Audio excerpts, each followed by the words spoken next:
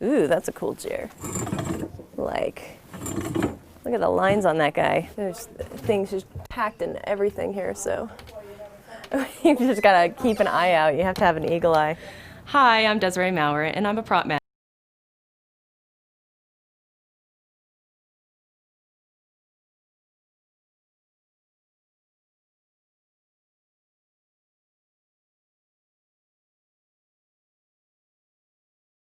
And putting items in actors' hands. So a good question is, what is a prop to begin with?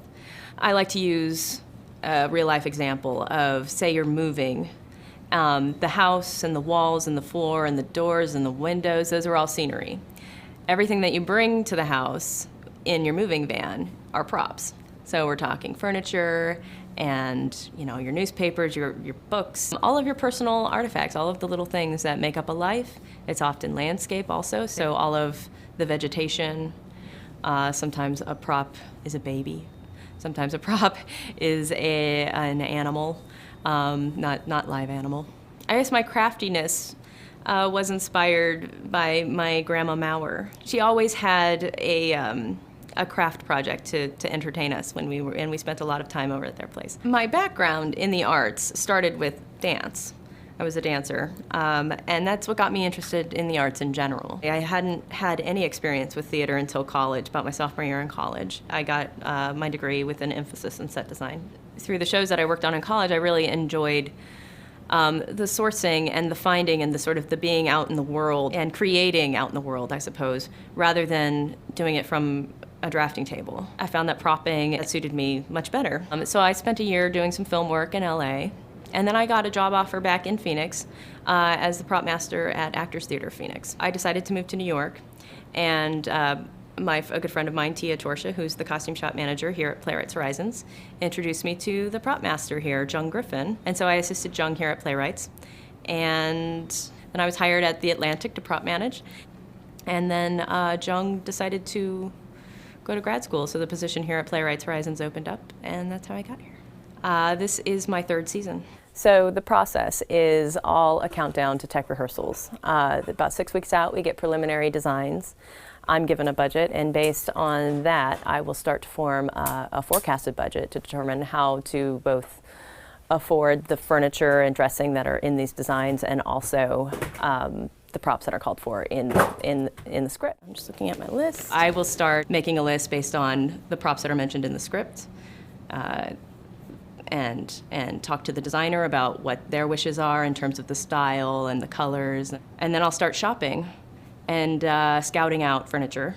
Take measurements, take pictures. So today we're out scouting for props, and we're out in Brooklyn at Green Village. It's one of the places I go to regularly because you just never know what you're going to find here.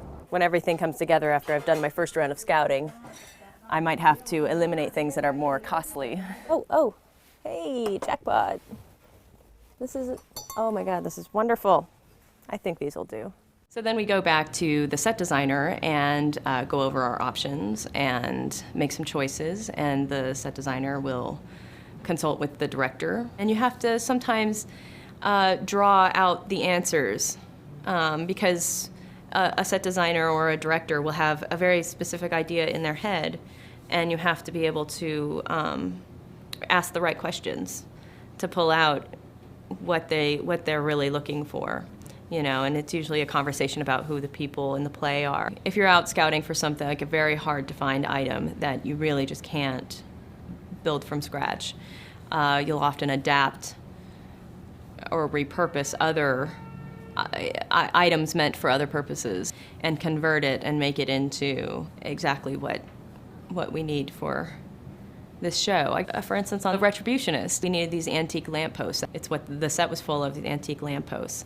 And they all wanted to be different, and they all wanted to be very unique. Now, a real lamppost is huge. It wouldn't fit on our set. So we sort of had to create, cobble together pieces to create different silhouettes. Meanwhile, rehearsals have begun about 3 weeks before tech. I'll put together rehearsal props mostly pulling from stock. Welcome to prop storage. This is where it all begins, I think. We pull our rehearsal props here. about a week in, decisions will get made and additions, and the world of the play will start to take shape. At that point begins the process of reupholstering, refinishing, making it the final touches before it gets on stage. Organization is paramount in the life of a prop master. I mean, you have to keep your eye on timeline, you have to keep your eye on the budget, and you have to keep your priorities straight. You know, there are shipping timelines you have to stay on top of. You have to get that decision made before you can go out and buy the fabric, so that you have enough time to get the upholstery done, for instance. I work with everybody in the process. For instance, like a phone is an important thing that a sound designer needs to be in the loop on, and how it sounds. And right now, the sound designer is very interested in hearing a phone buzz inside a cell phone. So they had to gut one of my cell phones and put a little motor inside of it. The costume designers, they'll have strong opinions about, for instance, a backpack or a large tote bag. Part of the job is that we always have backups for anything that might possibly break. And that could be anything. That could be a chair. If I'm ordering chairs and I'm in a position where I can get an extra one, I always get an extra one. I'm really loving my job when I'm working with a designer who respects my opinion and respects my point of view and trusts me to go out and find the right thing. The greatest sense of satisfaction in prop making is when you've found something at the core is the right thing and you've turned it into the perfect thing.